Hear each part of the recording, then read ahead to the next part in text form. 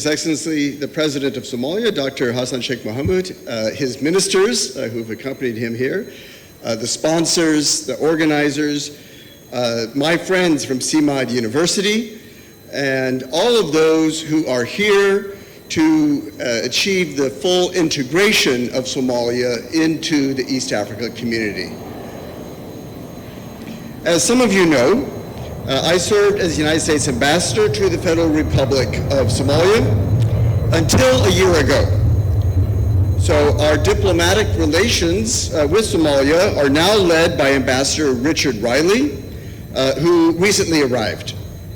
He is leading our embassy team to further strengthen our partnership with Somalia's federal and state governments and with the Somalia's people. I am pleased that our country's role in supporting Somalia's revival is led by such a superb and skilled, highly experienced, intensely dedicated diplomat. So, I am now a professor at the Lyndon Baines Johnson School of Public Affairs, which is a graduate school of the University of Texas, my home state. When a couple years ago, I was contemplating life after diplomacy, CMOD University leaders, including Dr. Dahir Hassan, invited me to meet and speak with their students. I was inspired by their impressive abilities and their great commitment to Somalia. So that encounter with the students led me to considering an academic career, which is what I'm doing now. So that encounter with CMOD University had a profoundly positive effect on me and my family. I am grateful. So what brings me back to Somalia, back home? I am here courtesy of the White Star Business Group, which I recently joined as a part-time strategic advisor. Our Chief Executive Officer, Amira Elmi, is here somewhere. Oh, I don't see her. Oh, here she is. So I'm very grateful to my new colleagues. And among White Star's clients are Salam Somali Bank and Hormuz Telecom Somalia. We just heard from the highly esteemed CEO. So they are, of course, among the sponsors, and they also made it possible for me to be with you today, so I want to express my gratitude to them as well. So the topic of this conference is Somalia's membership in the East Africa community. Somalia joined the East Africa community on 24 November, so that is exactly to the day 7 months ago. The EAC, after a period of dormancy, was reconstituted in 2000 as one of Africa's premier regional economic communities. I want to say from my experience at our American embassy in Dar es Salaam, our ambassador there is double-hatted. He also is accredited to the EAC headquarters in Arusha. So from my experience there, I came to learn of all of the value that the EAC as an organization brings to its member states. Regional economic integration is the East Africa community's top goal. Somalia has always played a key role in Greater East Africa's business and trade affairs. The Somali people have earned admiration worldwide for their ingenuity, their business acumen, and their tremendous capacity for hard work. That's what they're known for very good reason. Next week, I will attend Somali Week celebrations in Minneapolis, Minnesota. I'll give a shout out to my friend Mohammed Farah, who is among the prime organizers of Somalia Week. It's a big national event in the United States.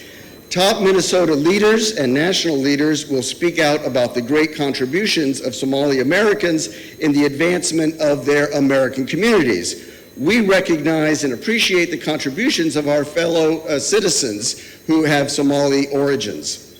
It is evident to me that the other 7 member states of the East Africa community realize that their goal of regional economic integration and of obtaining all of the potential economic gains that flowed from that integration required inclusion of the dynamic Somali people. That void in the EAC's membership was filled 7 months ago. So I congratulate the government of Somalia for achieving EAC membership. So Somalia's EAC membership occurs in a larger context, which is that of national revival. Progress toward Somalia's full revival, retaking its rightful place among the leading countries of Greater East Africa, was hindered by a devastating drought. Thanks be to God, that disaster is easing. Progress was also impeded by the extremist violence and criminal activities, principally extortion, theft, and smuggling, of a group that has too long terrorized the Somali people. I witnessed how a section of the Somali people rose up against their oppressor, aided by their government and its army, and by their regional international partners, and liberated many communities from this evil group's cruel crimes. That job is unfinished.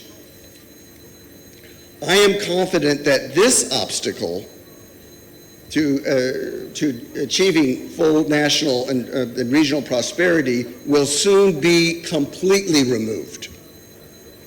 I greatly respect the national, local, regional, and international forces whose coordinated efforts achieved so much over the past 2 years to increase the security for Somalia's people and that of their neighbors. So, how does EAC membership offer greater prosperity for Somalia's people? The EAC's economic integration measures provide access for Somalia's goods and services to an 8-nation market that stretches from the Indian Ocean all the way to the Atlantic. In each of the EAC member states, you find ethnic Somali business leaders, both Somalia nationals and nationals of the other EAC member states, productively engaged in commerce and trade.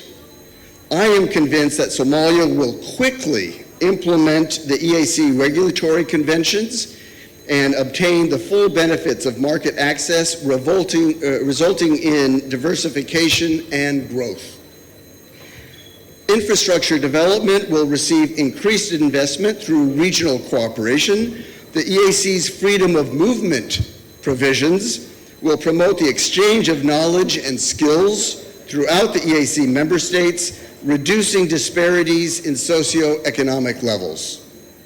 We know this since this trend of equalization exists in other successful economic communities around the world. EAC market access will attract foreign investment. Somali entrepreneurs can leverage EAC networks and resources for growth. Key sectors like agriculture and fisheries will benefit from regional cooperation and innovation. What can Somalia do to harvest and protect these potential gains for its people? Adopt and implement the suite of reforms that will align Somalia with the EAC standards. Progress is being made on that. Just recently, there was a major step forward, and that will continue. Inform Somalia's citizens about the importance of these standards. Finalize the 2012 Constitution through a consultative process that produces an agreed framework for relations between federal and state governments, defining roles and responsibilities in a complementary and optimal manner that respects the unique circumstances of each federal member state. Such a supreme accomplishment will greatly enhance political stability. The history of my own country shows how this process is both challenging and vital to national stability. I wish Somalia's state and federal leaders success in this great task. A well-organized and cohesive Somalia is best positioned to reap the full benefits of EAC membership. I am hoping to publish my remarks. I go into great detail and specific measures that can be taken, but I'm conscious of the time, and so I will find ways of getting it to you. Thank you so much. Thank you so much, Ambassador.